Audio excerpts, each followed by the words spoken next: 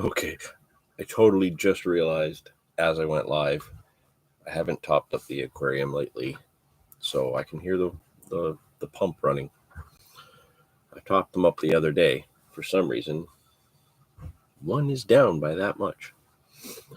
Uh, we're live for December. Welcome. Now I know typically the live stream would have been last week. Um, I wasn't available last week. Couldn't do a live. In fact, I was out of town. Oh, we got a couple of yous popping in there. Grimy Fishing, good to see you. Galen, Clint, welcome to the December live, gentlemen. Good to see you. So yeah, I apologize the live wasn't last week. I was out of town. The day job had an incredible Christmas party weekend set up for us in Collingwood at Blue Mountain Village. So I got to go hang out at a really, really swanky place, a very, very cool place, like a ski village.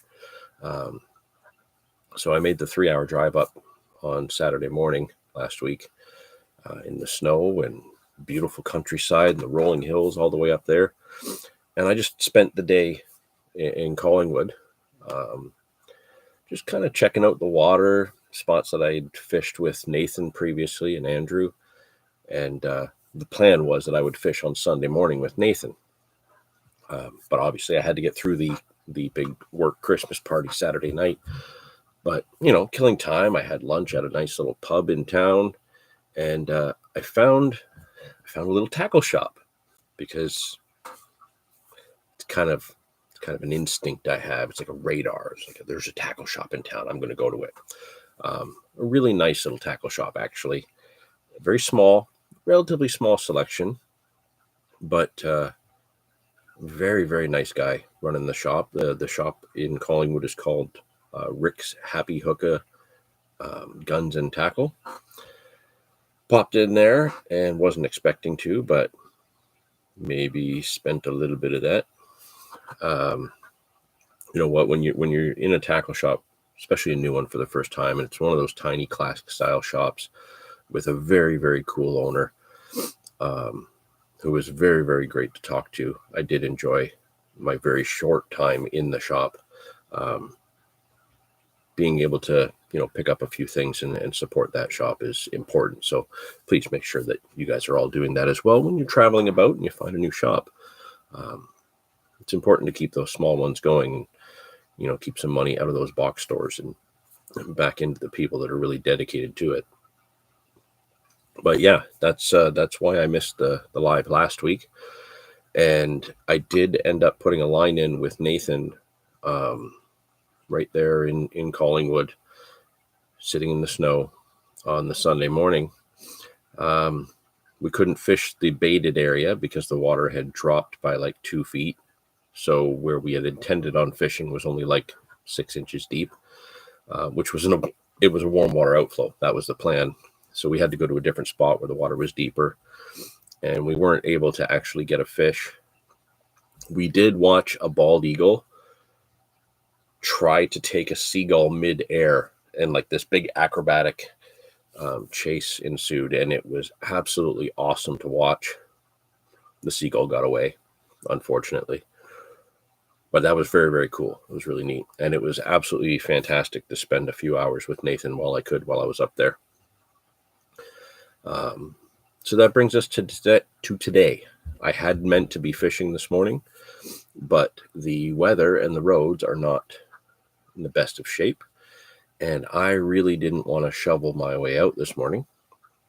So I opted to stay in and do some editing. So to kind of bring you guys a little bit more up to speed with what's going on lately, which is pretty much what all these lives are about anyways. I spent probably a good 3 hours this morning so far editing the birthday session video. And the birthday session video it's become something that's very important to me. I really, really look forward to it every year. And I was trying to think back. It's been quite a few years that we've been doing the birthday session video, like filming a video fishing on my birthday. We've missed a few here and there because of weather or because we just couldn't get out. But, it really kind of stems back to a carp session done with Goldie, Clint, Dave Fleming, Jeff. We all were carp fishing on my birthday one year. And if I remember right, Clint and I absolutely smashed it up, and the others did okay. But we had a great time, and that was really a lot of fun. It was a good day. And that session really kind of triggered two things. One, it started the annual birthday session, going out and trying to get fish on my birthday with friends. So that's a key thing that has stuck around. And that session also, that had to be December of 2016 when we did that, because that was the final straw to make us want to jump ahead and do the 12 months of carp the following year. So yeah, like going way back to that particular session, it really kicked off a couple things that people look forward to on this channel. I still get messages all the time about how people go back and watch the 12 months of carp. There's a few people out there right now. I know Peter Weldon, he always gets 12 months of carp. That guy is a fishing animal. Dave Newman has now done the 12 months of carp himself 2 years in a row. He actually, if I'm not mistaken, he got his December carp this year the day after my birthday. So, great job for Dave, 2 years in a row. That's fantastic. When we did it, we didn't know of anybody else who had done it. And we threw those stipulations to make it a little bit more exciting. We traveled around, we fished with different people. Still going back on that, that's one of the most fun times we've had doing this channel. And right up there with that is the birthday session. And it started out carp fishing, and then it kind of slowly became a little bit of a trout fishing mission. And over the years, we've had a bunch of people that have joined us on the birthday session. Clint's been back a few times. We had Andrew from Actually Andrew Fishing. Big Davey P, Big Dave Pendlebury with Raven Tackle. He joins me quite often, the most lately. And actually, I think probably the last 4 he's done with me. And all but 1 year, he pretty much kicks my butt, because Dave is so dialed into his trout fishing.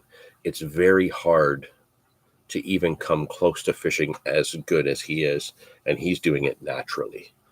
I have to try. And there was 1 year we didn't film because the weather was just so horrendous that I did outfish him, and that's only because I caught one and he didn't while we were there. The weather was absolutely horrible. That was 4 or 5 years ago now. Yeah, I guess 4. But it was a very, very interesting day. We worked really hard for that fish. But ever since then, you guys can look back on the birthday session smash fests.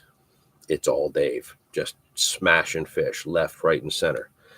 And I had some objectives going into this year's birthday session. I really don't want to give anything away. At the same time, I want to tell you absolutely everything, but you're going to have to wait a week. Next Saturday, the birthday session will go live, and it's a good one. It's a really good one. We have some objectives that we set going into that session. The plan overall really wasn't finalized, I don't think, until the night before. It involves moving around. It involves chasing different things. It involves a lot of fish. There was a lot of fish caught on the birthday session this year. And rewatching the footage, working on the edit this morning, This is going to be a good one. Yeah, what I have to do now is I've almost got the whole rough cut out. I have to do an audio sweep because the audio is up and down everywhere. Tim, good to see you. Nice to see you in there. And then I have to do a pass for music as well, because this video needs some music. There's a lot of action. It's quite, even with the rough cut, it's quite fast paced with how much happens. So I basically have another week to work on this. And the birthday session video of Dave and I chasing trout is going to come out on next Saturday, which is the 28th. So I'm really looking forward to putting that one out there. I'm really excited for you guys to see it because it's going to be a lot of fun. If you go back a few seasons ago, back when Clint hadn't yet had his first brown trout and he joined with Goldie and I on a session chasing browns, we really worked hard for those browns back then. And Clint will tell you, it was tough. We really had a tough time. The brown trout segment of this session, oh my, yeah, it didn't look hard at all. We don't quite know what happened, but it's very exciting. Again, I've probably already tipped off a few too many things, but I just can't tell you how wired I was going into this session, how wired I have been looking at the footage, and how excited I am to see what you guys think when this video goes live next week. It's going to be a good one. It's so far, even in a rough cut stage, it's up there with one of my favorite trout videos we've done to date.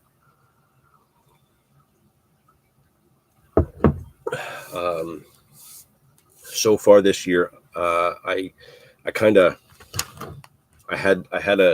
really important goal to not put too much effort into carp fishing this winter, because I've been doing that the last however many winters, a number of years now. And, I love catching winter carp. And a lot of times I've avoided trout fishing in the winter as much as I used to in my younger years because my back just can't handle it. I really wanted to kind of say screw it and go for it and really try to do a lot more trout fishing this year. And so kind of like the end of October into November, that's when I kind of was dead set. I'm going to get a bunch of trout sessions in and really change the dynamic of kind of the pace, the activity, everything with my fishing for this winter.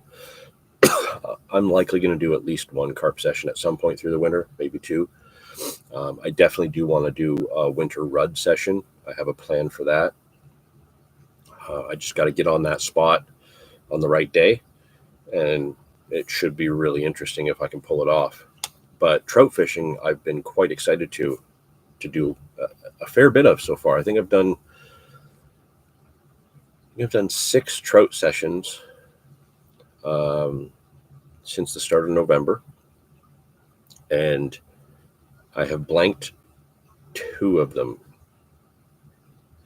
Although one of those blanks, I lost 2 fish that day. It was really tough conditions. Even the guys that are normally smacking fish left, right, and center, they struggled that day too.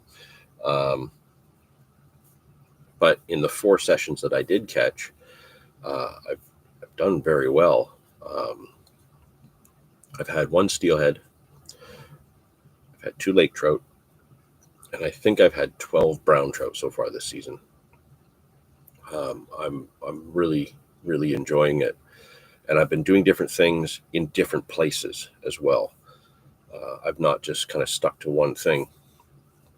So if you guys have seen the brown trout video that I put out just a few weeks ago, tube jigs, bouncing tube jigs early in the morning, that was spawned by obviously the week before, as I mentioned in the video. I just really wanted to make it happen. And I was really trying really hard to catch those browns. watching people catch them all around me, kind of really went back to what I knew, so I could try to find a way to refine it down and be a bit more consistent. And yeah, it worked out. That was a really fun video to do really early in the morning. And then for like 4 hours after that, I had one fish that I lost on a bead. So that there was a lot of confidence that came with being able to repeat what I did the week before. That confidence then carried over as Dave was talking to me about his tactics for what he's done in the last video that we just put out last week. Dave's drop shotting for trout video. When he was telling me about that, I've never been a fan of the whole idea of drop shotting, but the way Dave was describing it and what he was doing, it had me really intrigued. And I went out and did some of that myself. Unfortunately, the cameras weren't rolling. I did take a bunch of pictures that I've been slowly putting up over on our Instagram. I tweaked the rig a little bit. I changed it up just slightly because I don't like the hook being right on the line. So I took a page out of the match fishing book and I altered things a little bit, and I took that out to the same location that Dave's been fishing, not the same spot per se, but same location. And first time trying that tactic myself with my modification, I smacked 4 fish that morning. Went back 2 weeks later, and that was a session that I lost 2. But the trick was still working. The first time I was there, obviously, it did really well. The bait fish were moving in. It was a minnow bite. So I was able to capitalize on that. And while a lot of the other guys that were there, like pretty much where I was standing, I had the spot to myself and everything downstream. But upstream of me, I think there was 8 different guys fishing there. They were all catching. They were all using like beads and row bags. They were doing well, but I think I was the only one that had 4 fish that day.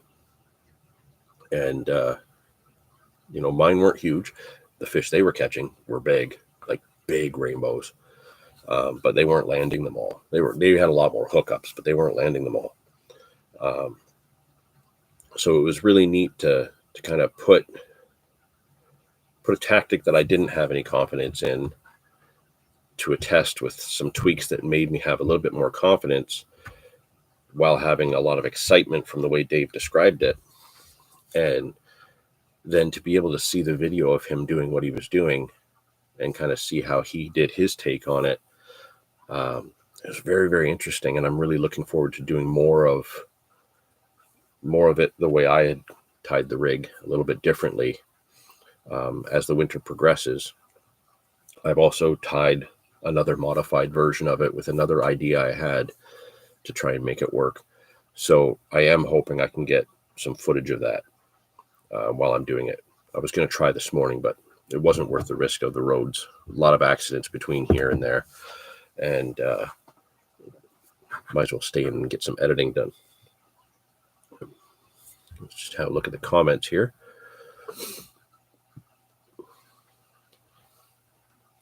Yeah, it did take Clint a long time to get that first brown trout. You got a full trout set up ready to go. Well, that's good to know because there's going to be more trout fishing coming. So getting to some of these trout spots, I think I have to go right by your house. So I'll keep you posted.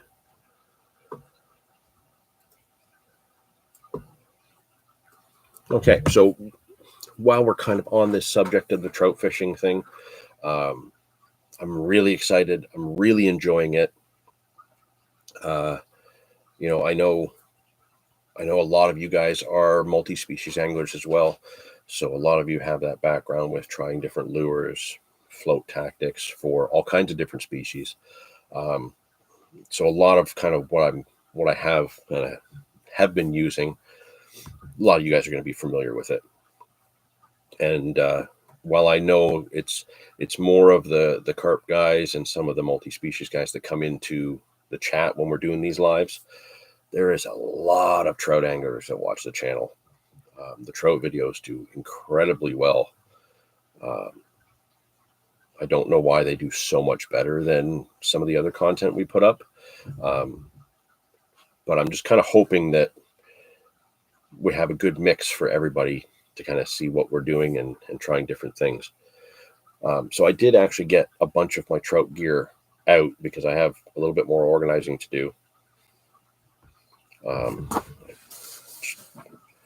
I have Christmas presents hidden under there, and I don't want people to see them or give them away and tell my wife and kid what we have. Yeah, I got a bunch of my trout gear out right now, so I thought we'd go through some of it, and I might even have one of the rigs tied up. I'm not sure yet, but let's have a look at some of this stuff just right off the bat with some of the cases that I have set up, because I'm not normally an organized person. You guys know this. You guys have all seen my tackle bag on the videos. They're a disaster. And every spring when I dump out the carp bag, it's a mountain. I put a 6-foot table up in my living space over here in the basement. I dump the bag out, and the pile of junk, I can usually make about $50 worth of usable rigs out of the crap. That's how much stuff just kind of sits in the bottom of the bags. So I really made an effort to get my trout gear organized to be as efficient as possible and as accessible as possible, so I can minimize downtime while I'm out on the bank.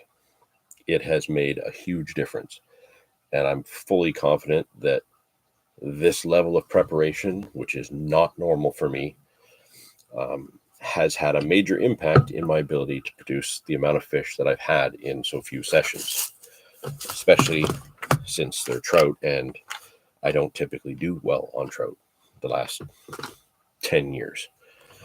So I thought I'd get into a little bit of kind of what I've been doing tackle wise, and then we can take a look at some of the rods and stuff as well.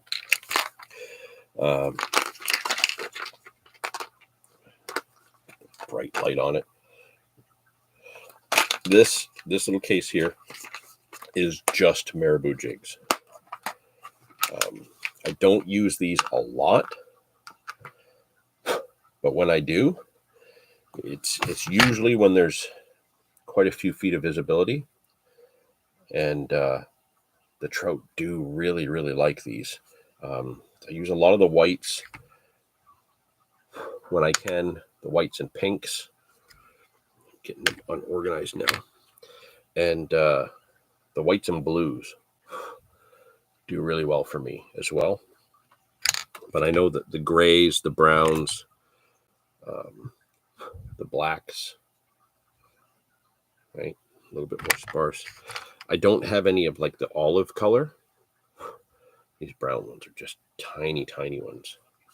In fact, some of these might end up getting retied.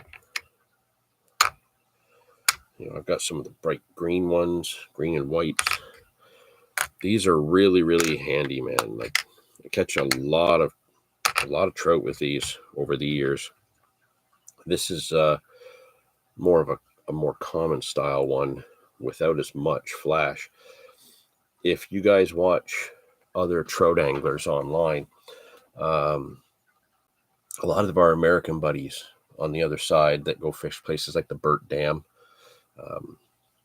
there's at Will's World Outdoors, Bill and Mike's Angling Adventures, you're going to see that a lot of them will throw a marabou jig that's more like this, where it's got a lot of the marabou, it's got some crystal flash in the tail, then it's got this like pearlescent sparkly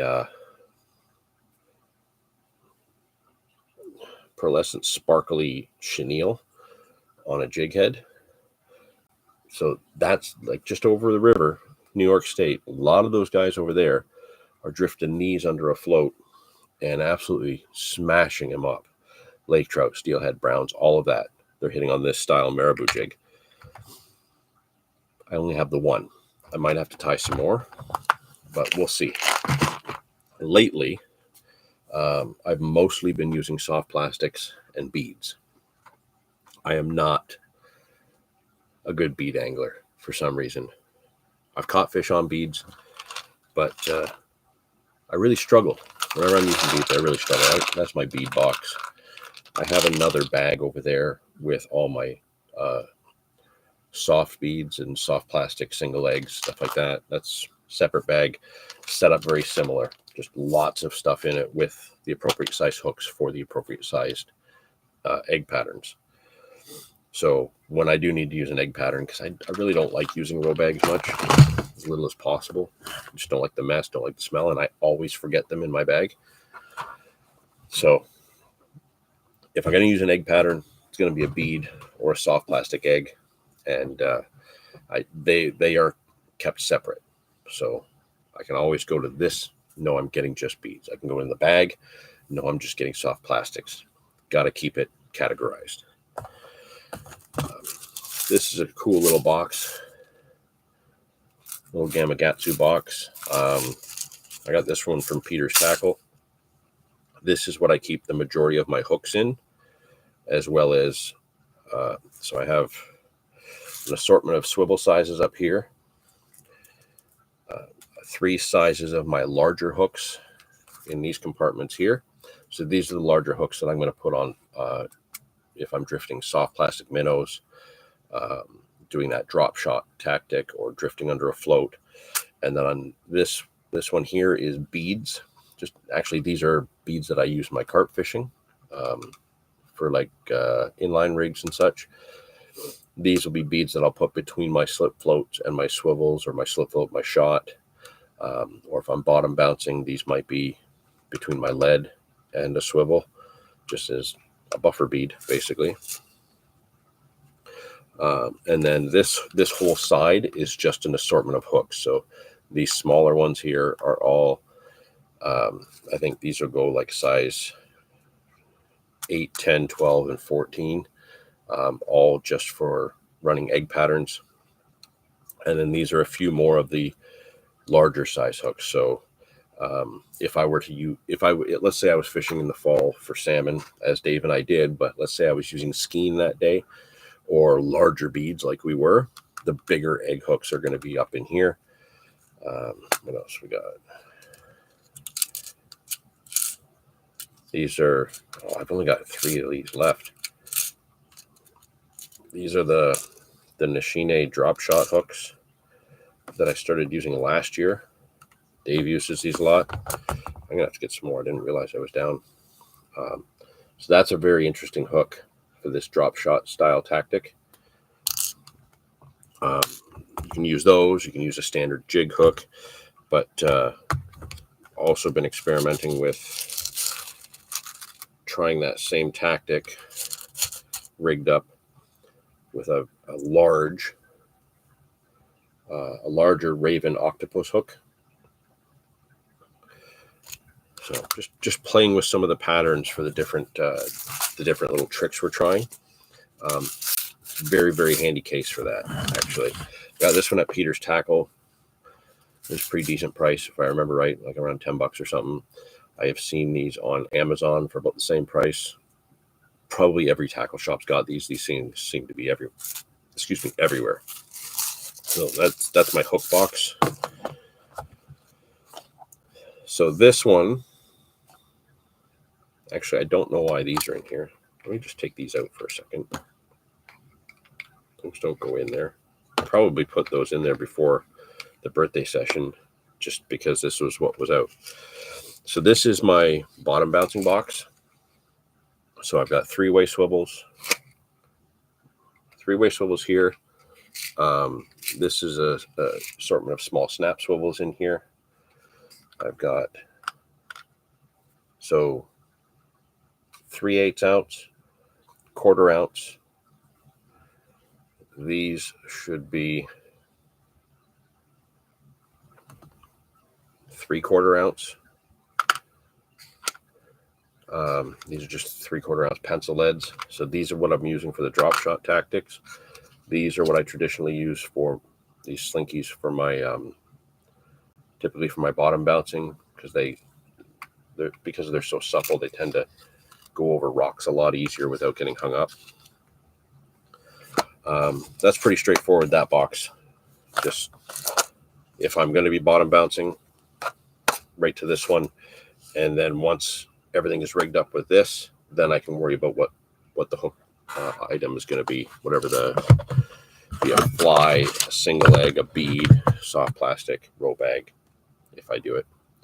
So I just pulled out of that box. I had some flies. It's just some streamers that I had tied up. I tied these up for the birthday session and then didn't end up using them, but I will this winter. Whenever possible, I try to tie my own streamers because I like to do different things. And I know what the quality of the hook is when I tie my own streamers. I guess I'll put them back in that box because they fit well in there. So they're just mixed bucktail streamers. Steelhead love those. Lake trout love those. And by all means, guys, if you guys have any questions about anything I'm going through, throw it in the chat. I'm keeping my eye on it. This is kind of my big everything case. This is my kind of main go-to case. This one, I have lines sticking out of it. So everything that's in this box, I have other bags of it, whether it be in my bag or on my shelves here at home. This is the one that I kind of restock for everything. So this is the one that's got my tools in it. So I got my clippers, lighter, more swivels.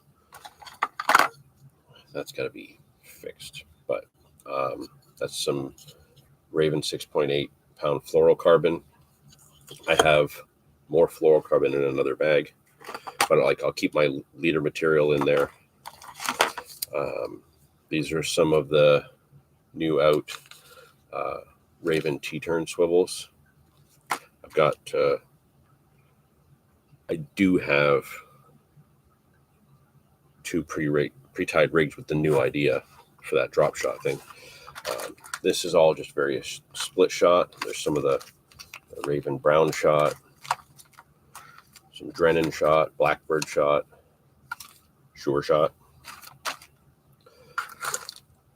another size split shot, some more backup pencil leads that go in the bottom bouncing case, a few assorted colors of MEPs, and then because I use a lot of tube jigs, swim baits, soft plastic twister tails when I'm trout fishing, I have 3 different weights or 2 different weights, 4 different styles of jig head, or maybe 5 actually.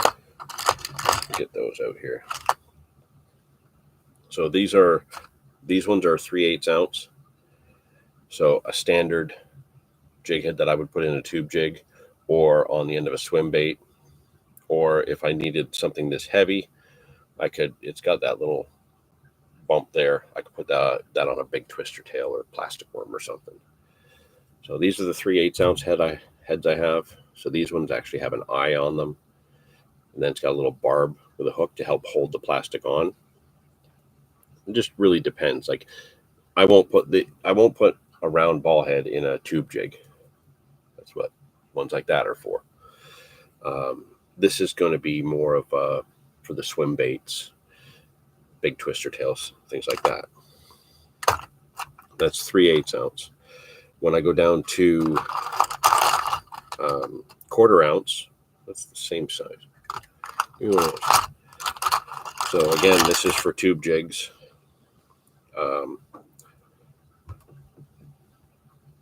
Just a standard kind of cylinder type head on a big hook, or a more traditional tube jig head. You can see there's quite a difference in hook sizes on those as well. So if I'm using the longer tube jigs, I'm always going to use these longer heads with the longer hooks. If I have these really small, I think like 3-inch tube jigs that are really tiny, not like the tiny ones, but like really small for like your standard size. They're very short, let's say. these are the ones I use because they've got that shorter hook, and the weight's tapered back a little bit further. So I find that you can get a little bit less of a plummet with those smaller tubes. Whereas this one, all the weight's in one spot, it's going to plummet down more. This, you can almost swim it a little bit better because the weight's more, covering like half the body of the tube jig. And then I have these. These are what I use kind of when I know the bottom is just light gravel or like silt. And these, I have put these in tube jigs. It's not really practical. This is more for twist your tails, swim baits, things like that. This is a football jig. I find it kind of sits up like this a little bit more. So if I want to like really bounce up on the bottom, kick up a little bit of a cloud of silt or something like that, that's when those ones come into play. Or if I'm fishing over sand, like let's say I'm casting from a beach, I'll probably use that head to kind of drag whatever jig back I'm using. Let's see, what's Galen asking here? Do you ever chuck EGB spoons around? We crush Lakers on them in the Algonquin. What's an EGB spoon? My question should answer your question. I don't know what EGB stands for. I do use spoons from time to time for lake trout, but typically if I'm using spoons, it's more when the salmon are around, not so much for lake trout. I have a few spots where I like to vertical jig with a spoon for lake trout, but lately this whole drop shot idea of Dave's has me more intrigued. So I've made a point of just not carrying spoons with me. I did have some when we were shooting the salmon video that Dave showed up and made me look bad because he landed his and I lost mine. I had spoons and I used spoons that morning. I was using glow spoons while it was dark. Nothing touched them. I don't get out in the evenings when I would want to be throwing spoons from like a pier or something like that. So I really don't have spoons at the same level I used to have them. They used to be for my salmon season, trout season, I'd have like 4 of these boxes and they'd all be full of glow in the dark spoons, big heavy like Gibbs Crocs were probably my favorite. So the Croc spoons were kind of right up there at the top. Lucky Strike spoons, kind of like their Red Devil and their 5 of Diamonds kind of spoons. I would have a whole box of just flutter spoons that are more meant for trolling. You can't cast them to save your life, but if you can get them in the current and get them down, sometimes bottom bouncing actually bottom bouncing a spoon on a long lead, sometimes that can be absolutely deadly, but I really don't do that anymore. I've been finding more effective methods, right? And gotta stick with what works. EGB is a brand. Okay. I will look into those. I wouldn't mind doing a little bit of spoon chucking from time to time, but like I said, with what's working lately, I don't have to. Okay, so this little case is a new addition. I actually got one for me and one for Dave. I still have space in mine. Dave's is full because you all know that Dave likes to fish out of Ziploc bags. I've been trying to give him cases and stuff like that as I can to get him more organized. Well, he's organized, but to not just look down and see plastic bags everywhere. So like, man, Dave's setup spot when you're fishing with him just looks like an explosion of Ziploc bags. Like Ziploc should sponsor him because he has so many Ziploc bags in his tackle setups. He's going to hate me for saying that. But I found these because I got sick of carrying 20 different bags of soft plastics. This stuff all gets messy enough Then you have 20 soft plastic bags, some that have one minnow in them, some that have a whole pack, some that haven't been opened, some that are like 10 years old. They're all disorganized. So I made a point of getting just a cheap rig wallet that I could organize all my soft plastics in, so I could go to one spot, thumb through really quickly, very efficiently, find out which minnow I want to be throwing, get it out, put the bag away, and I'm ready to rock. So I'll set up everything out of this case or this case. Once all that's rigged together, and I only need the bait on the end, in and out of here super fast. We'll open this up. So just in the little zip up pocket, I have more of my Raven fluorocarbons. So I think 6 pound is the more common one that I use. That's why it's in the other box. There's some 6 pound in here. There's also 8 pound, 10 pound, and believe it or not, there's actually some 20 pound fluorocarbon in there too, for purpose. There's also a couple minnows right here. I threw them in there to dry before I put them back into the plastic sleeves, because I don't want to throw and leave moisture in them. But this is basically, you see a lot of this on bass boats. It's like a Ziploc bag. See, so it still works for Dave, but it's on a little binder, so they're all contained and they're not strewn about where you're fishing. So I got like, most of these are sorted by manufacturer. So I believe these ones here, there's 3 different colors in there.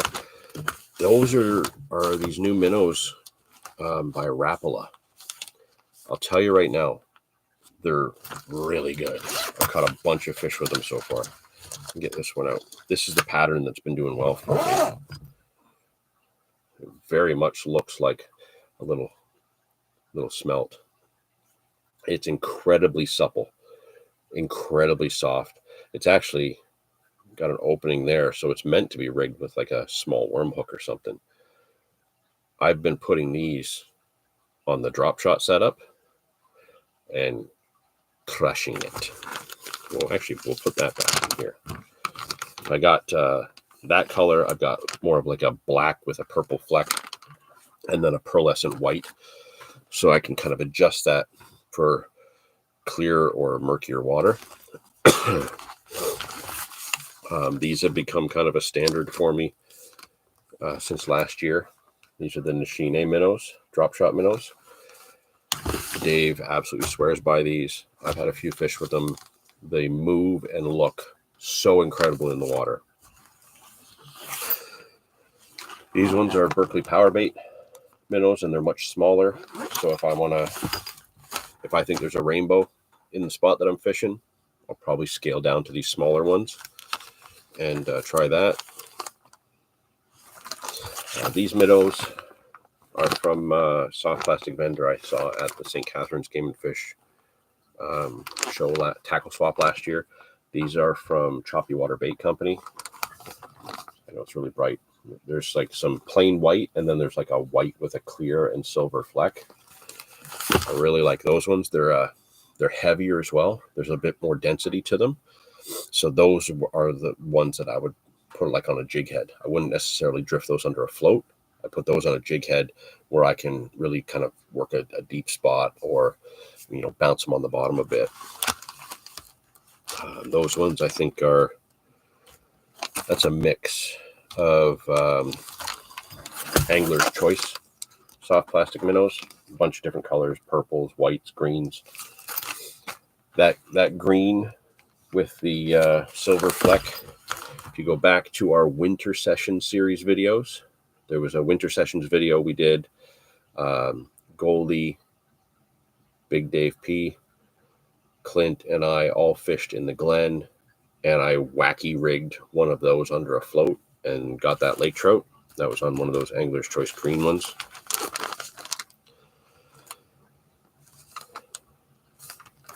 These ones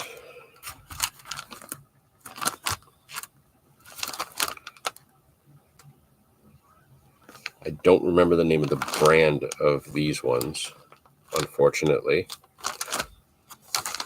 But this one here is the pattern that I caught a few fish with on the birthday session. This is just a bunch of random tube jigs.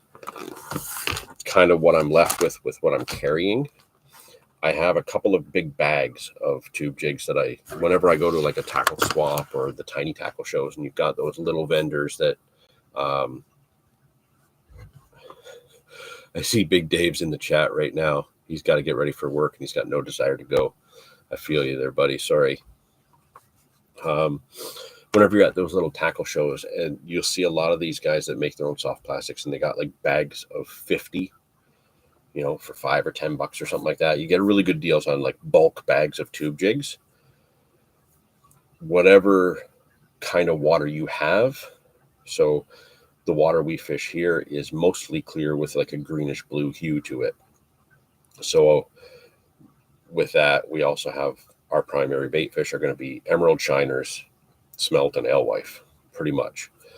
So the whites, the greens, the silvers, that's what we're going to use in our water that's going to match the bait fish we have. And then I'll also try to get blacks and like silvery black mixes for when the water gets a little bit more colored up. I either go really bright on the spectrum of like whites and pinks or right down to blacks, but I don't do natural colors when it's mucky. Now these ones are a neat one. These ones I happened to be at Canadian Tire buying a net because I needed a net. It's on the other side of the basement because it's huge. I didn't have a long enough net handle for my nice rubberized trout net for fishing at like the place that Dave did the last video. And while I was there getting this net, I had gone to Peter's Tackle first. She didn't quite have the nets that I was looking for a net. So I ended up in Canadian Tire getting a big Lucky Strike net. And I have since also bought an extended handle for that net. So hopefully that'll be in a video soon. I went from a 3-foot handle to an 8-foot handle, and now I'll be able to fish a lot high up off the water if I need to. But these Berkeley Power Bait minnows, they're like paddle tails.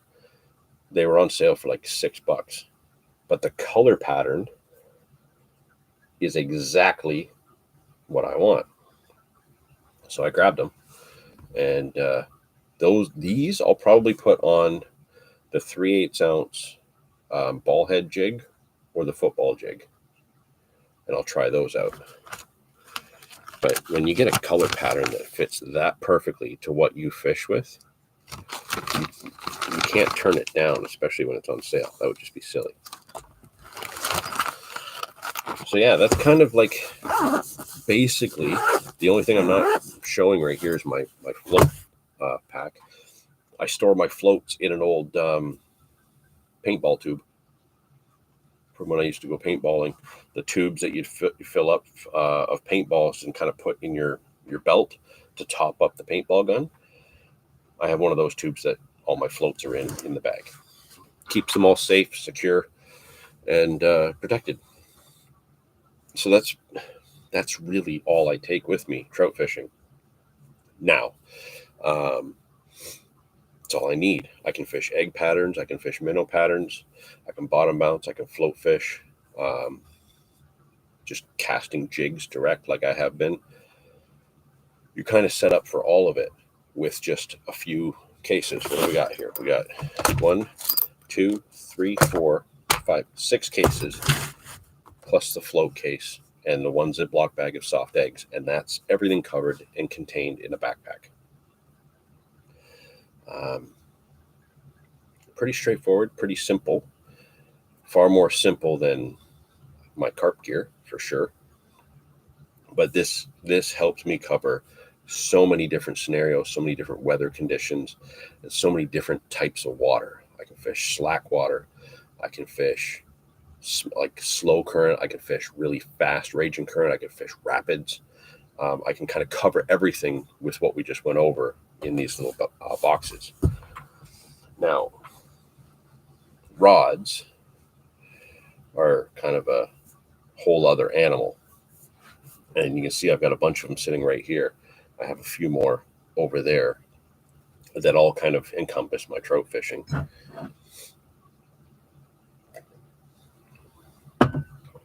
This workhorse right here has been my favorite so far this season because this has had 3, 6, 11.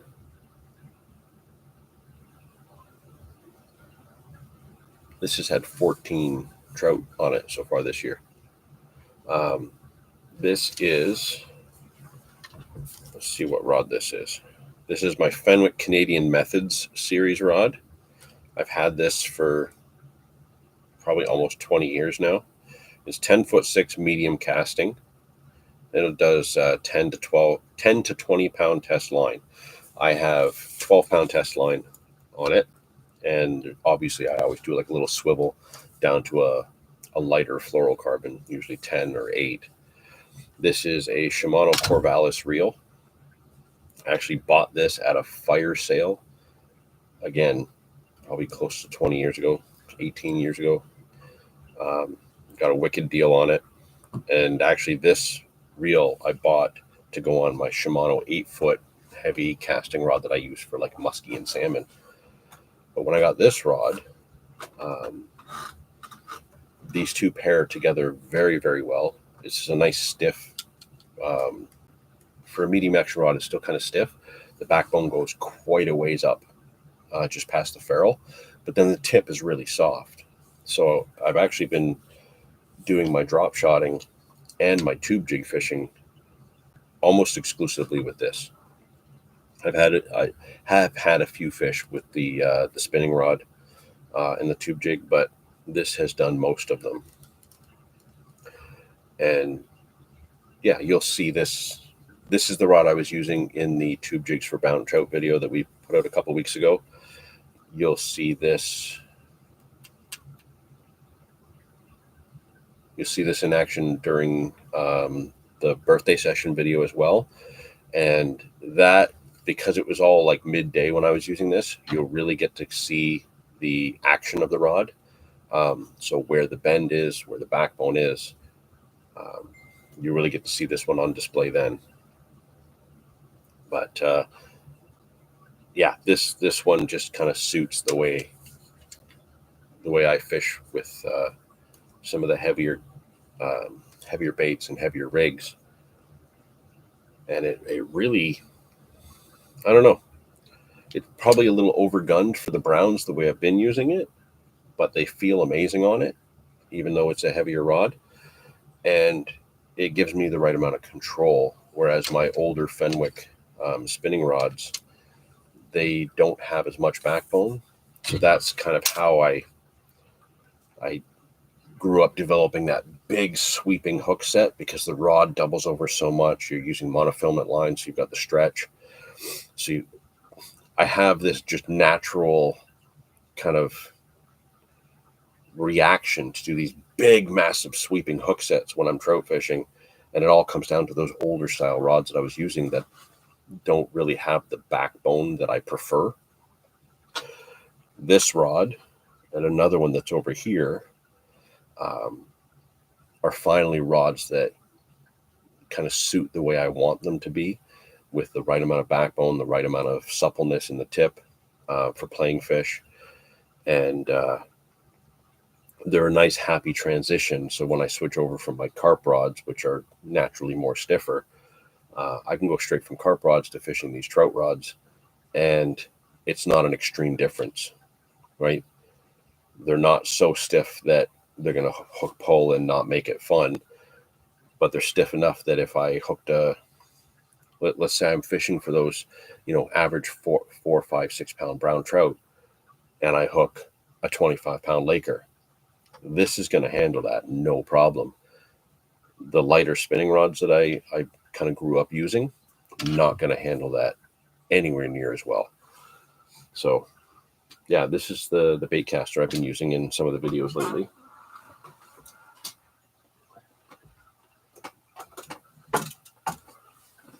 Now, this is my old Fenwick 12.5 foot spinning rod. It's an old HMX. This rod was relatively new when I got it. It wasn't. I don't think this series had been out all that long. I bought this in November of 1998 from Peter's Tackle, and I remember Peter talking to me about this. Sadly, he's long passed, but back then, you know, if you had a question about a rod or anything that was in that shop, Peter had the answers to it, and he was kind of the selling feature for me to get these. I wanted a Fenwick trout rod. I had always wanted a Fenwick trout rod growing up. I have the 10.5 foot version of this same rod, but I wanted it longer. I wanted to get more distance in my cast and get a little bit more playing action out of it. And this is it. And here it is almost 30 years later, and I'm still using it. I actually had this out and had, so if you guys, when you see the thumbnail for this video, it's me holding a steelhead, this rod. So I love it. It's been a workhorse, but I kind of want to retire it soon. It's old. It's very, very supple. It doesn't have the backbone that it used to have, which was never really that much. Like you can see, I can flex that even right there with minimal pressure.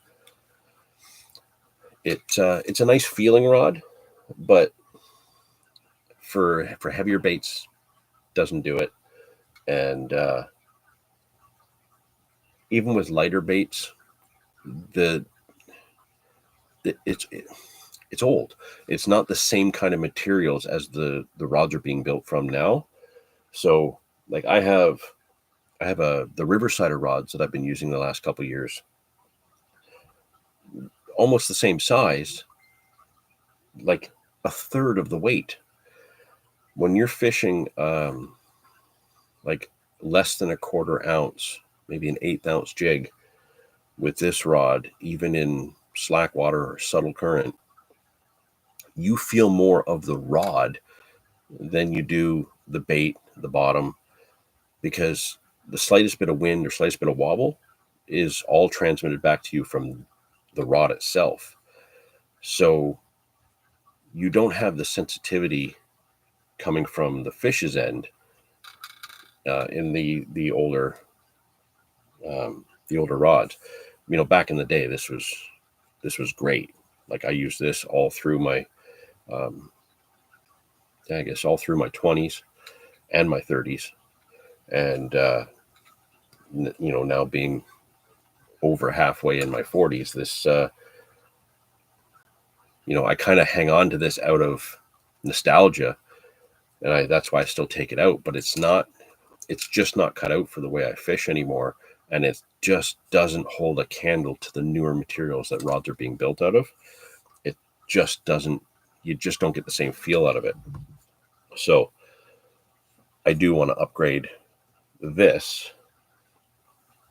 And like I said, the Riversider rods I really, really like. And so I think, you know, for a spinning rod for trout, it's going to be, I think I have 2 of the 10-foot Riversiders.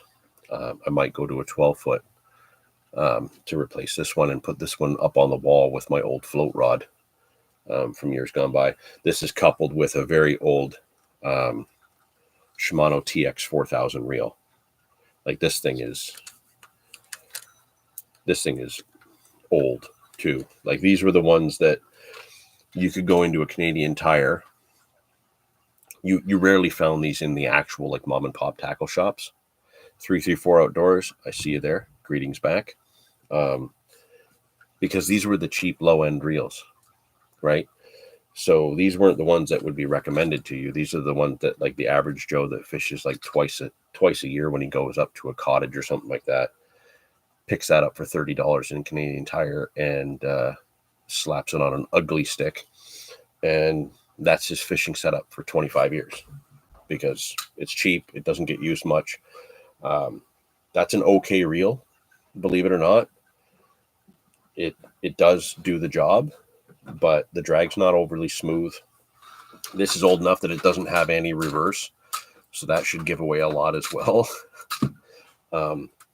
If you go back into the late 80s, early 90s, when Quantum came out with the Hypercast and the Snapshot, Shimano's version was the Quickfire and the Quickfire 2. This is the Quickfire mechanism where you put your finger around the line and the trigger, and it opens the bail for you so you can cast. This was supposedly to save you time casting. It didn't. It just so you know, it really didn't. Tim's got to run racing RC cars today. Take care. Merry Christmas. Merry Christmas to you, Tim. Right back at you. Best of luck with the races. That's pretty awesome. Where I do my match fishing in the summertime, one of the spots, they have an RC course there. A lot of the guys will be sitting there trying to finesse our way into, catching a carp, and all we hear is the RC cars just whizzing by. It's very, very cool. Have a great time, Tim. Thank you for joining in and being part of this with us every month. So yeah, that's the spinning rod. Like I said, probably going to upgrade that one.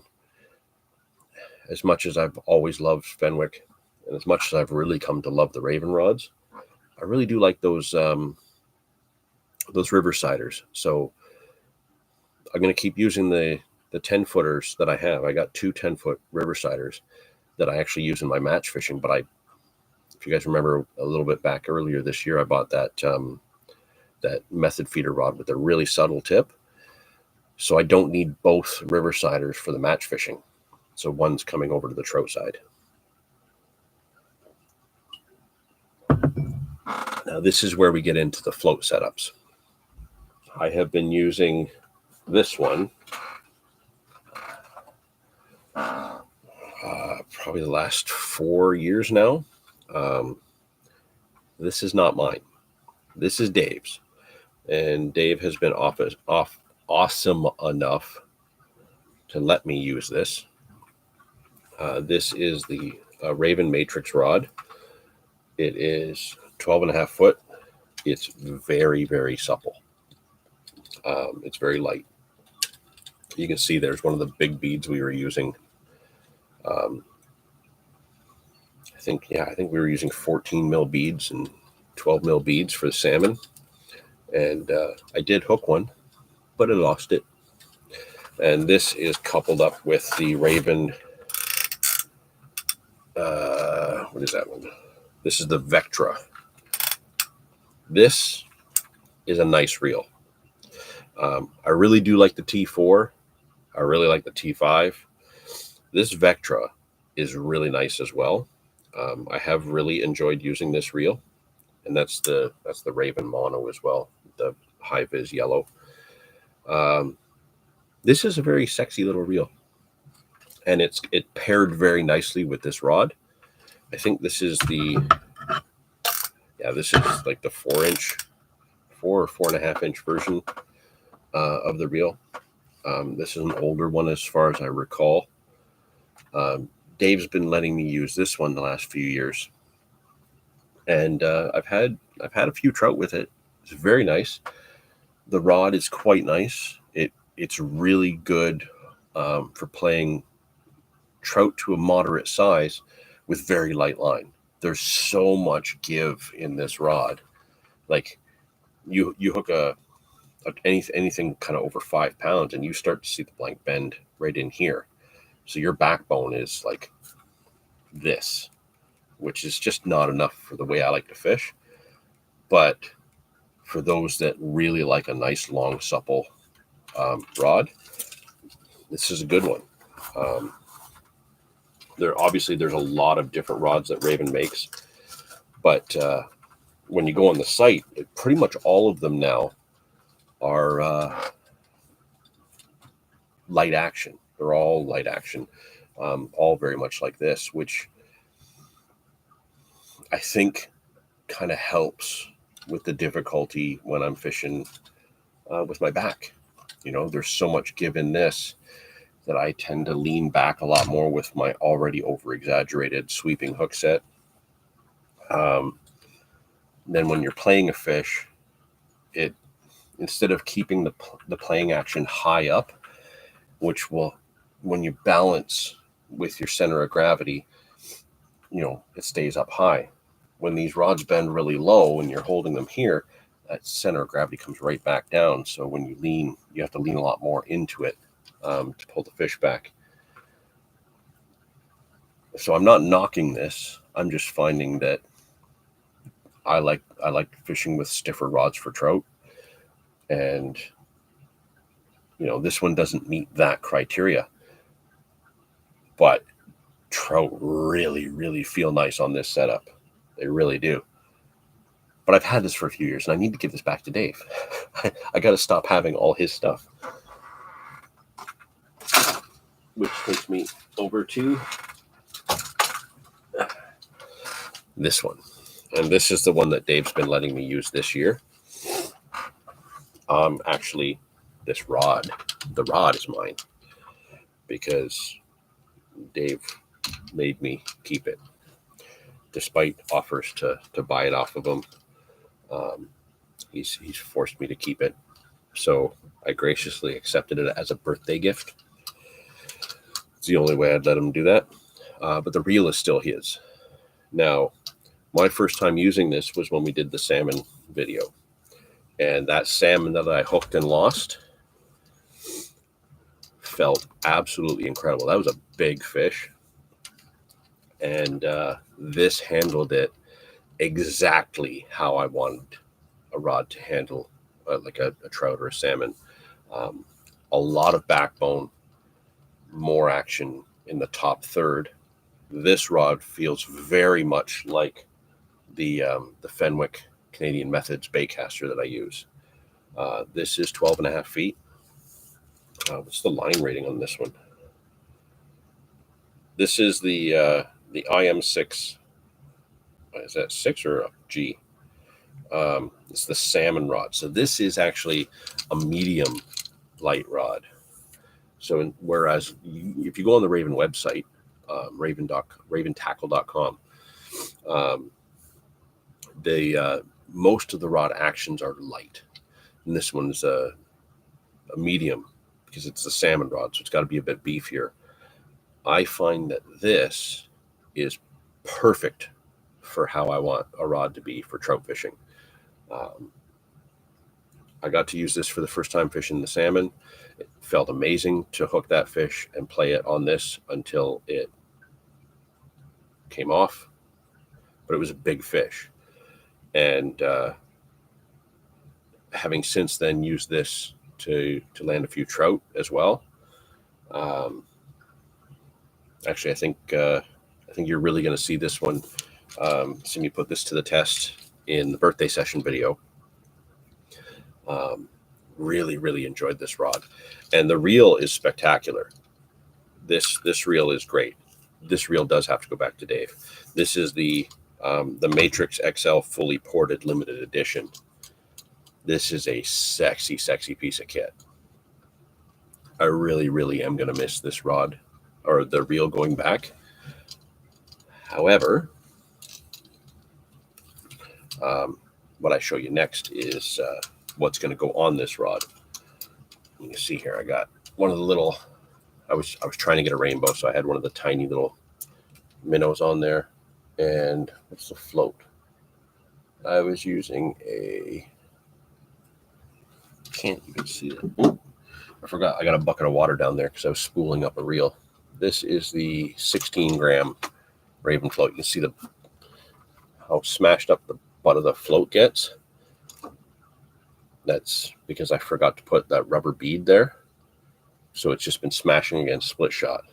However, the rubber bead is above it to make it hit the float stops a little bit better, which is not the reason why it's there. It's there because I put it on the wrong time.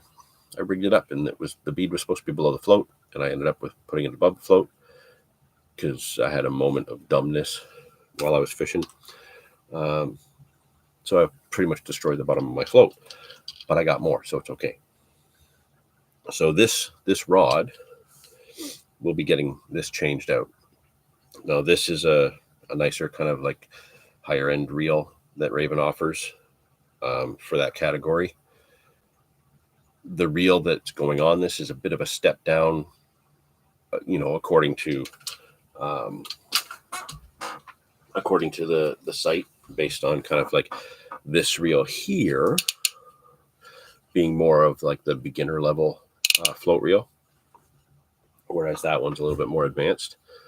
But this is what's going to go on that rod.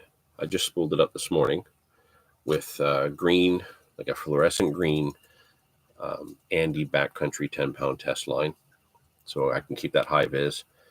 This is the Raven Helix XL. And, when I said that I stopped in that little tackle shop in Collingwood and made sure that I was going to support that shop, this is how. He had one of these on the shelf. It was an absolute pleasure to chat with him. I liked that he had that mentality that he wished other anglers had, where trout and salmon are not the be-all, end-all of fish. Other fish do count as well. And he really wishes that, the people that go into that shop would also see that the same way. We all appreciate all fish, not just one or two types. All fish are pretty awesome. Hearing that, having that nice conversation with him as I looked around his shop, I saw this and I was like, yeah, I want that. Like, how cool is that? That's so cool. And it just spins forever. My understanding is you can upgrade the bearings in these if you need to at any point. So that right there, being a beginner level reel, you can customize it a little bit more, upgrade it, and make it even better than it already is. So this, I'm hoping I'll get to use very soon. One of the next sessions out. Now, obviously, I have my eyes on another center pin reel from Raven, which is kind of like their top of the notch reel. It's amazing looking. It's actually a beautiful reel. I haven't had the chance to use it yet, but I know a guy, so I'm hoping I get a chance to use it soon. Actually, can I bring that up just to get a look at it, because I don't remember. I think it is. Why is that not on my bookmarks? What's going on here?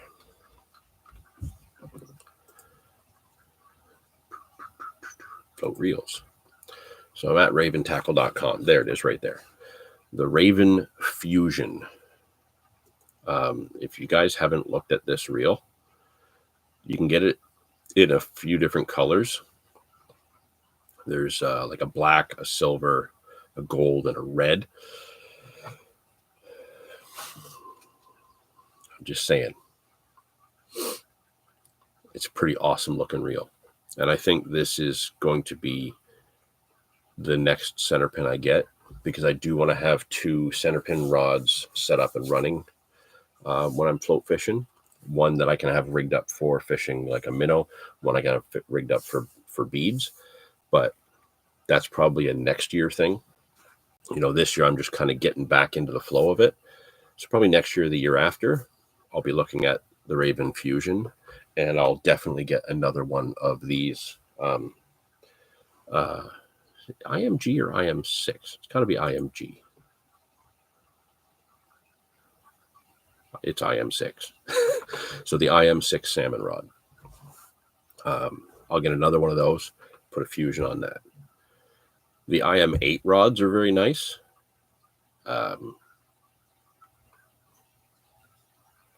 maybe that, but I like the, like I said, I like the stiffer action of the salmon rod over the real supple rods. So yeah, that's kind of where I'm at trout fishing wise right now. hanging on to one that's older than some of the people that watch this channel, but it's oldie but a goodie. But more and more, I'm going to be kind of moving that Riversider rod in, just because I like the playing action a little bit better. Tyler's here. How's it going, Tyler? Good to see you. You kind of missed a lot. So yeah, hopefully that kind of covers what I've been using, because I do get asked a lot what I use for trout, what setup I have, the rods, the reels, kind of the way I kind of keep everything together. I'm being more efficient this year on purpose. Now, we were talking briefly, and my messages are going off like crazy. What is going on here?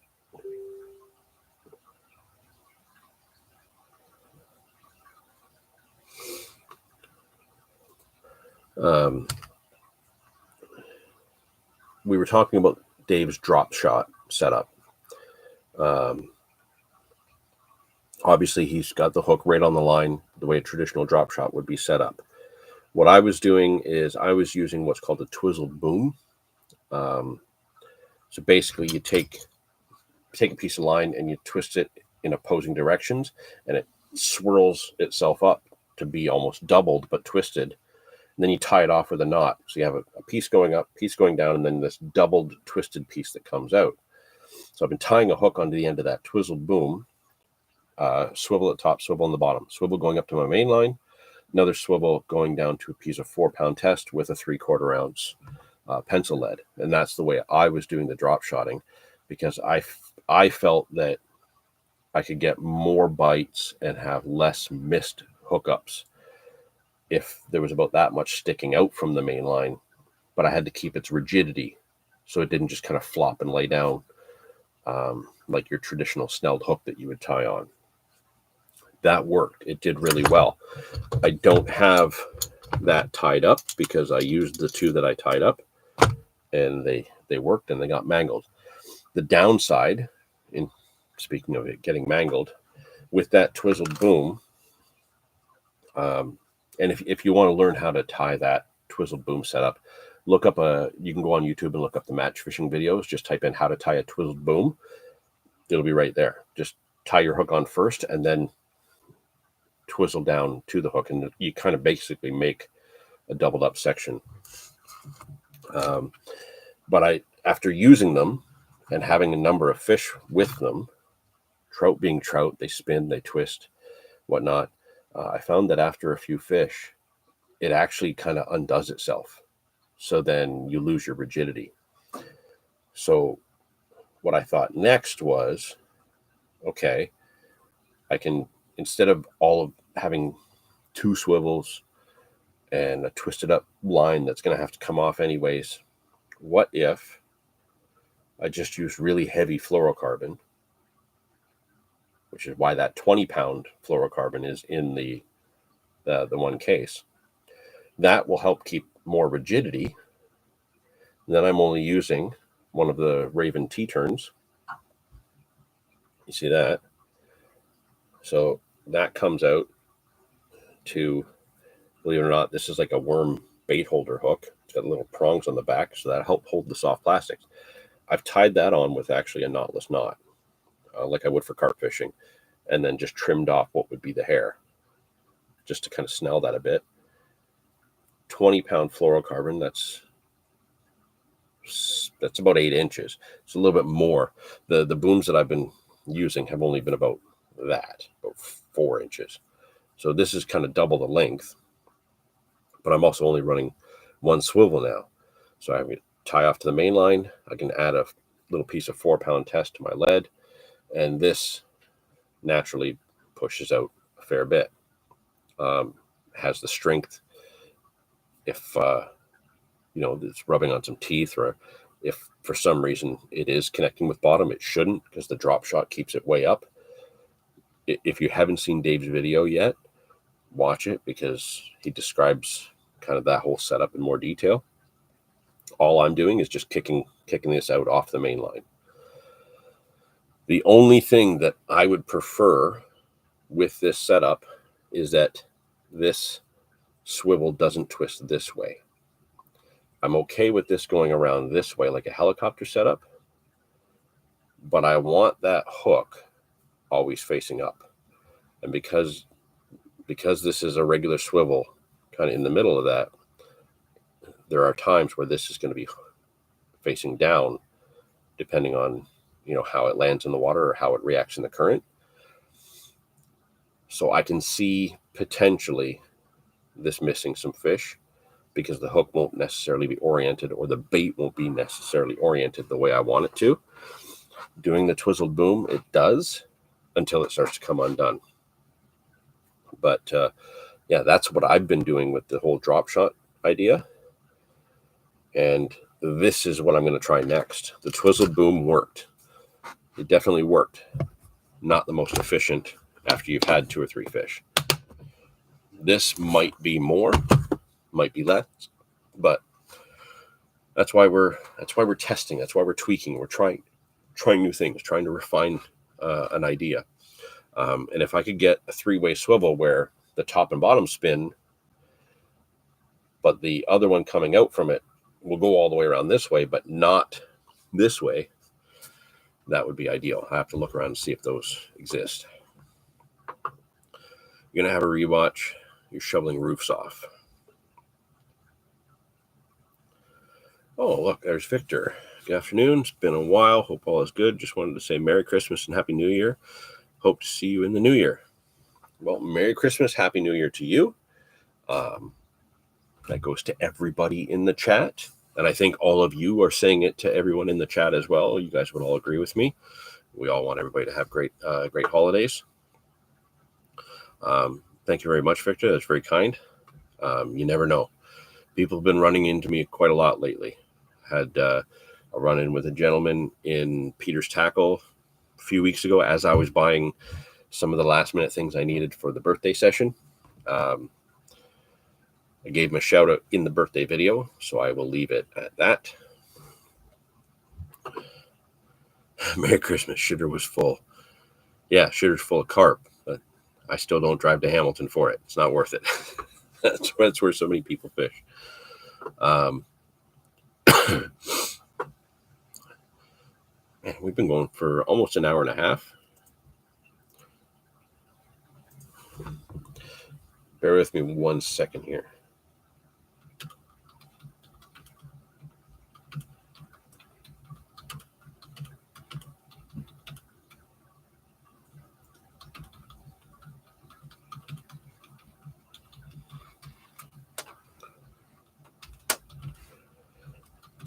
Everybody else is awake.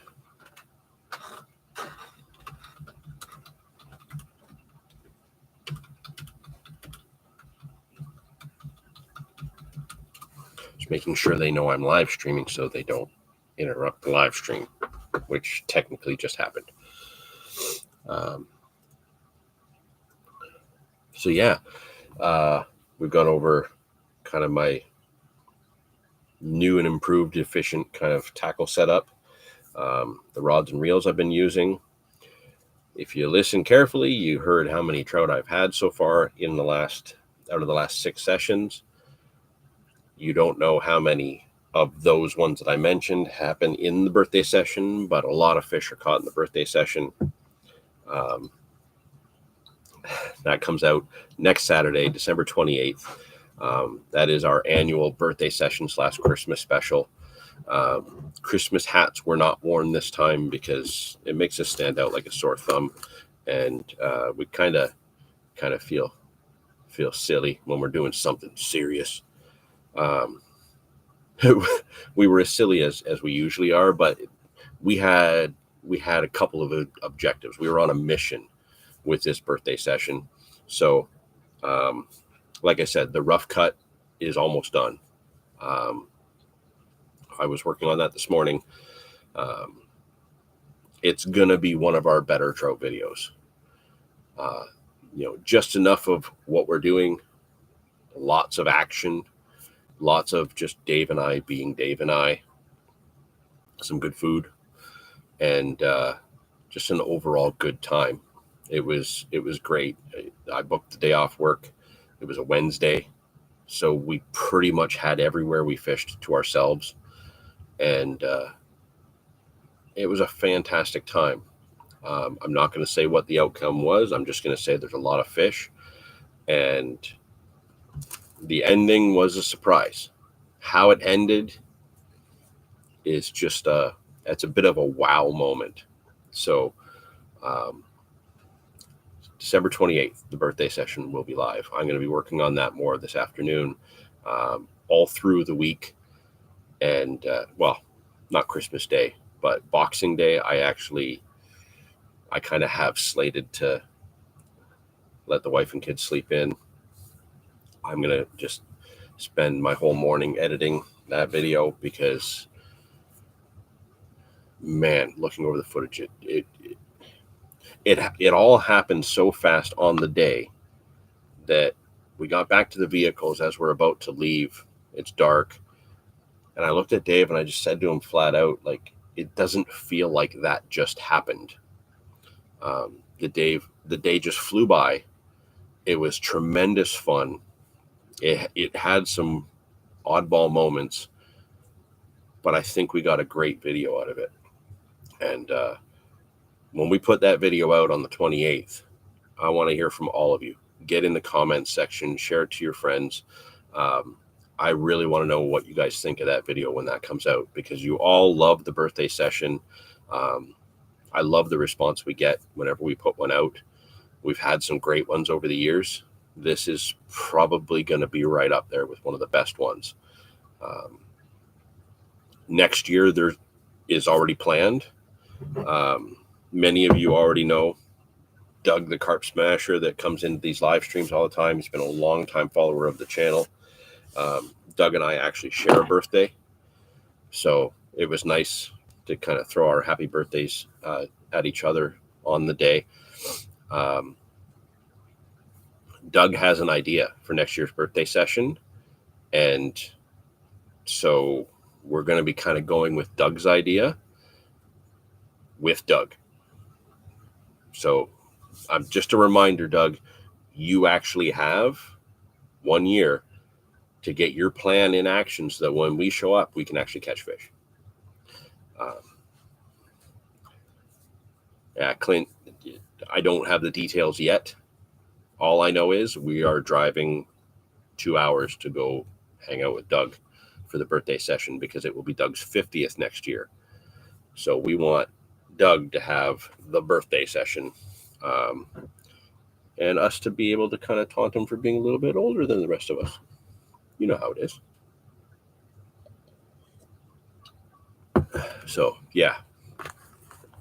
December 28th, this year's birthday session, going to be amazing. Next year's birthday session, a little hint at what's happening there. And who knows, maybe we'll get a whole crew together for that one.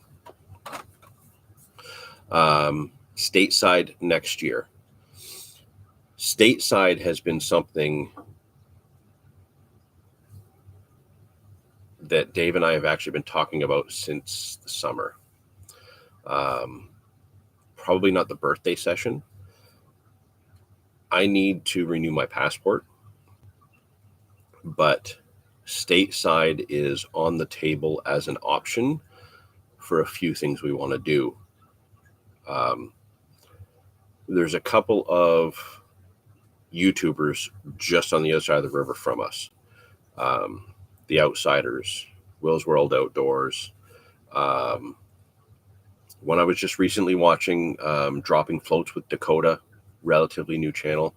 Well, smaller channel.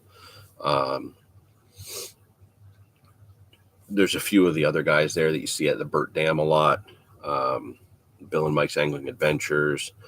A couple more that I'm forgetting the names of. But I've been watching a lot of them lately. We have a lot of YouTubers literally just over the river from us.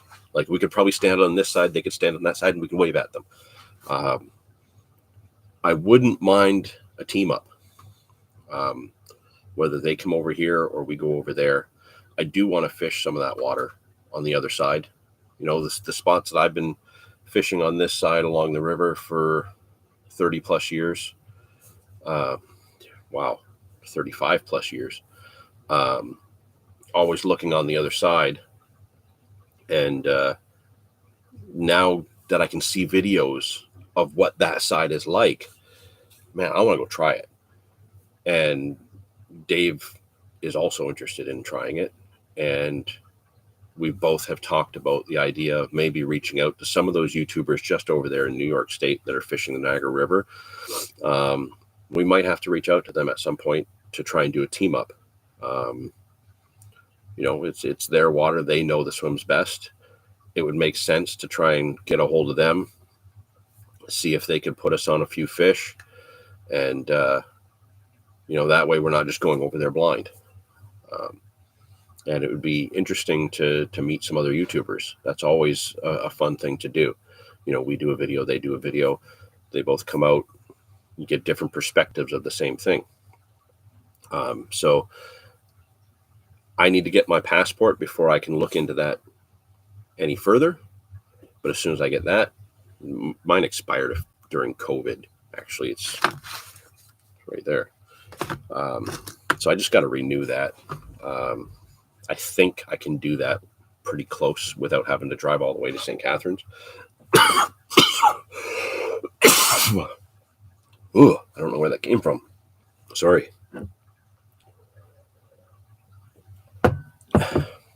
So once I got the passport and that's figured out, Dave and I will talk more seriously about going stateside. And yeah, you mentioned Erie and the tributaries. Steelhead Alley is definitely on my radar. That's going to be a lot more involved with logistics. We need to look at a lot of rules. There's a lot of different tributaries. You got to look at the right ones. There's going to be a lot more people. Dealing with crowds is never easy. I know with some of those tributaries, some of it's private sections of water, others public. But Steelhead Alley in those Erie tribs, definitely on my radar.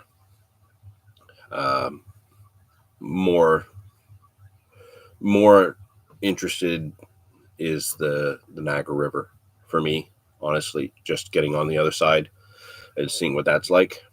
I'd like to start there.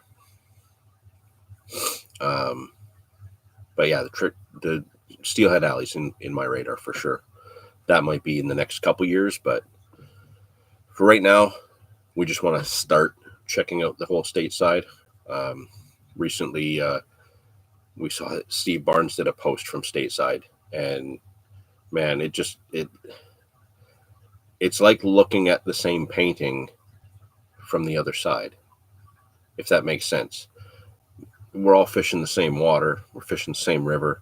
We got the same scenery, but then all of a sudden you just see it from a different angle, and it's like a whole other thing.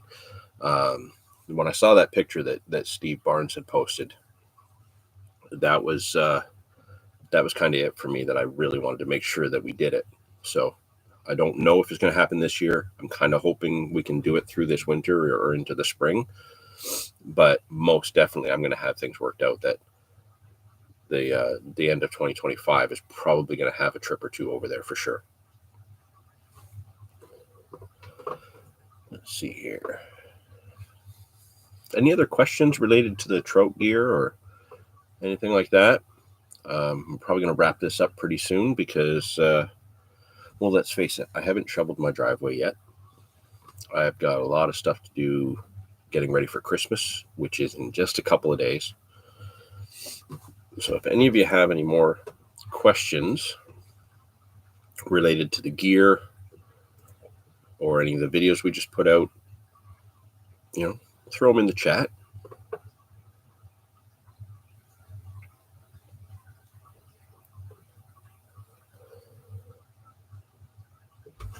And yes, I have been watching, like everybody that I can see on the chat.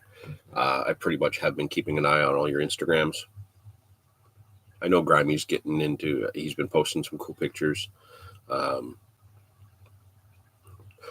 Clint, you haven't posted a fish for a while. You got to fix that. Any plans to toss some baits around for muskie on the Niagara? Yes, every single year I have a plan. My muskie rod is, you see that one laying that way?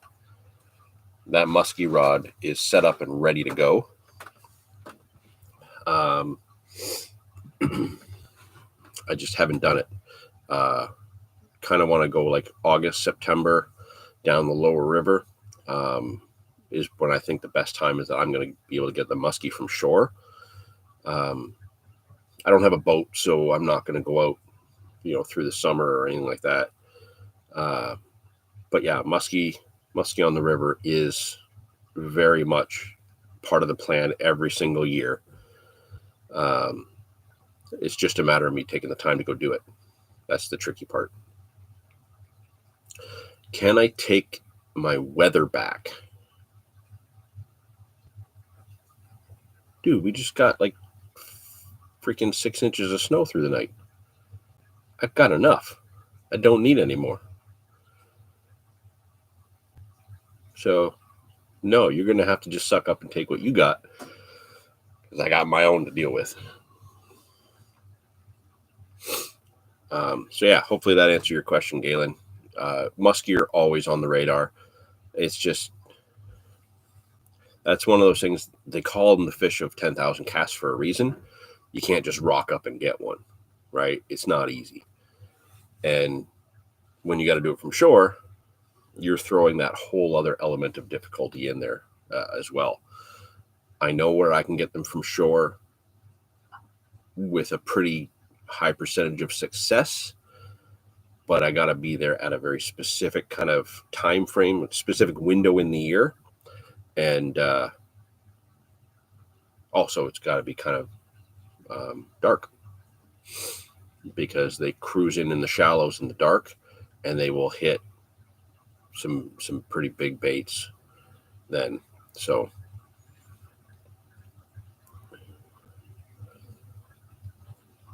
the river and lakes around here are plugged with them, and it still doesn't make them easy to catch. Yeah, they're not easy, but man, it's been a long time since I've had a muskie. It would be really nice to get one again. It was 29 on the duck pond this morning. 29. That's Fahrenheit, so just a little bit below zero. I think, I don't know what it is right at the moment. When I got up this morning, it was like minus 10 Celsius. Minus 8 Celsius. With the wind chill, it feels like minus 15.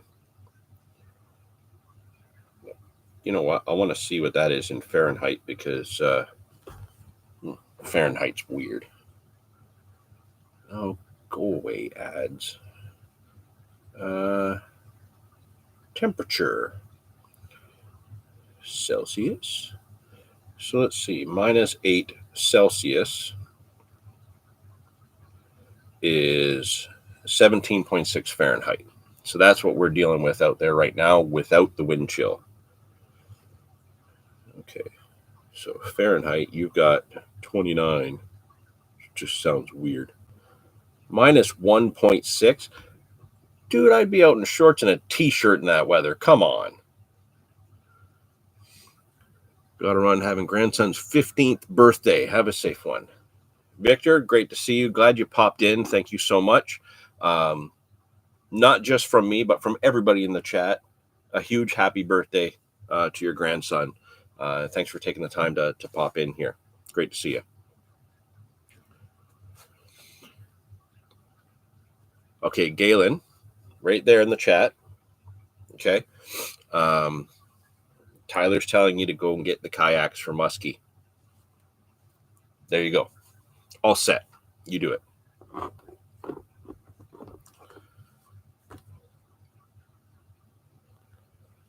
It's minus 20 Floridite. You haven't got cold weather yet. We just started getting cold weather. Like, this is the second little wave we've had of cold weather this year.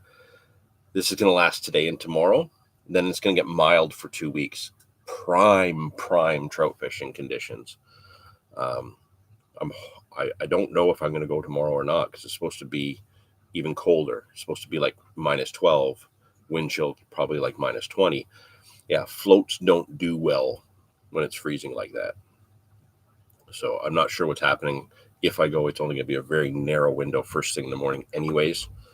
And like I said, I got this and other stuff over there that I got to get wrapped up and ready for Christmas. I have like all of my house plants need to be repotted. They haven't been repotted in years. I've got that to do. I'm going to be quite domestic this afternoon.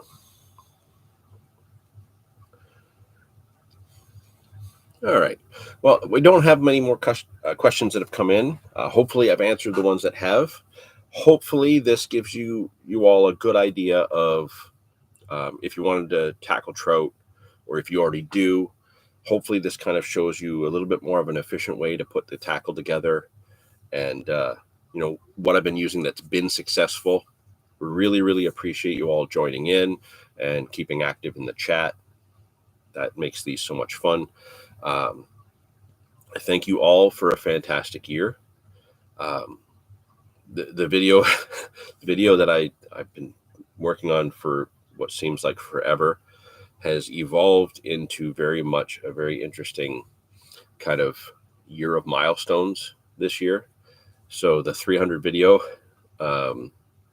that you're going to see that in the new year. That one has become about the milestones of over 300 videos that we've put out, the 10-year anniversary. And now, as of last weekend, we hit 2,000 subscribers. I know with so many other channels that are out there, they can hit 2,000 subscribers in the blink of an eye. But I don't do content the same way. Dave doesn't make content the same way. Goldie never made content that way. One thing that all of us here at the Anglophiles have all been has been really most important to us has been being authentic, being us, not making stuff just for the sake of clickbait. Sure, we could do silly things that would get us tens of thousands of subscribers, but it wouldn't be us going on the journey that we're on. So this video that I'm still kind of piecing together is it has to come out in the new year. I've just added these other milestones onto it, and you all had a hand in putting that together. So thank you so much for 2024, a year of milestones, a year of some good fish. Not as many uploads as we've done in previous years, but some really good quality fish, some good ideas that have been sent our way, and just a great loyal following from all of you in all of these chats. I really appreciate it. Thank you so much. Merry Christmas. Happy New Year. I'm signing off for the last live stream of 2024. Birthday session, December 28th.